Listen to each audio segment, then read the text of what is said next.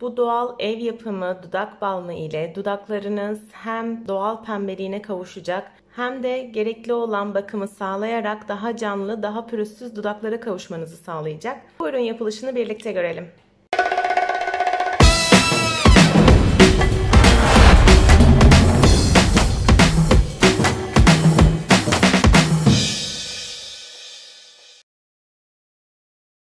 Doğal dudak balmı hazırlamak için kullanacağımız malzemeler: pancar, tatlı badem yağı, Hindistan cevizi yağı ve vazelin. Öncelikle pancarı soyup küçük parçalara ayıracağız.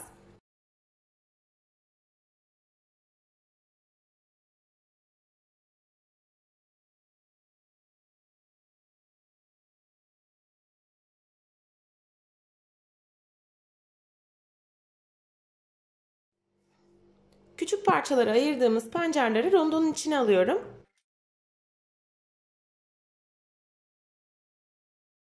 Pancarı bu şekilde rondodan geçirdikten sonra temiz bir bez kullanarak suyunu alacağız.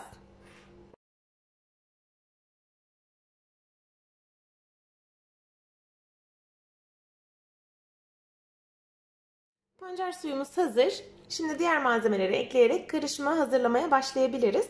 Pancar suyunun tamamını kullanmayacağız. Şöyle bir tatlı kaşığı pancar suyunu bir kasenin içine alıyorum. Artan pancar suyunu tekrar kullanmak üzere buzdolabında muhafaza edebilirsiniz. Eğer bu kadar fazla olsun istemiyorsanız pancarın tamamını değil, bir parçasını ya da yarısını kullanarak da hazırlayabilirsiniz. Pancar suyunun içine yaklaşık bir tatlı kaşığı kadar vazelin ekliyorum. Bir çay kaşığı kadar Hindistan cevizi yağı ve benmari usulü eritmek için ocağa götürüyorum. Bu şekilde küçük bir cezvenin içine su aldım. Kaseyi üzerine bıraktım. Şimdi malzemelerin güzelce birbirine karışması için eritme işlemini yapacağız.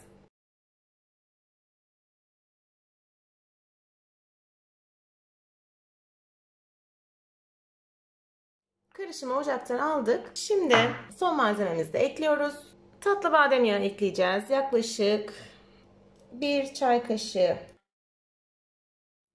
Bir çay kaşığı da tatlı badem yağını ekledikten sonra şöyle bir karıştıralım ve arada bir karıştırarak soğumasını bekleyelim.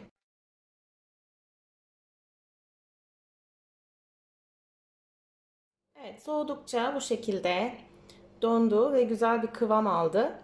Şimdi bunu küçük cam bir kabın içine alıp kullanıma hazır hale getireceğiz. İşte dudaklarımıza doğal pembe rengini verecek olan ve aynı zamanda çok güzel bir bakım yapacak olan dudak balmımız hazır. Hazırladığımız bu doğal dudak balmını buzdolabında muhafaza ediyoruz ağzı kapaklı bir şekilde.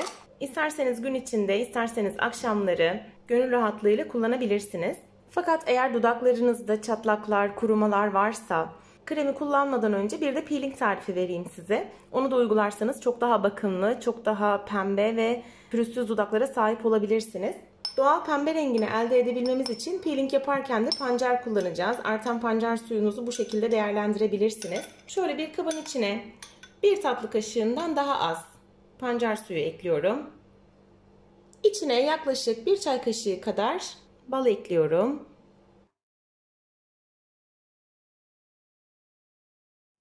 Son olarak bir çay kaşığı da şeker ekleyeceğiz ve güzelce karıştıracağız. Bu şekilde de dudaklarımıza peeling yapacağız. O ölü deriyi atacak, kurumaları, çatlamaları ortadan kaldıracak.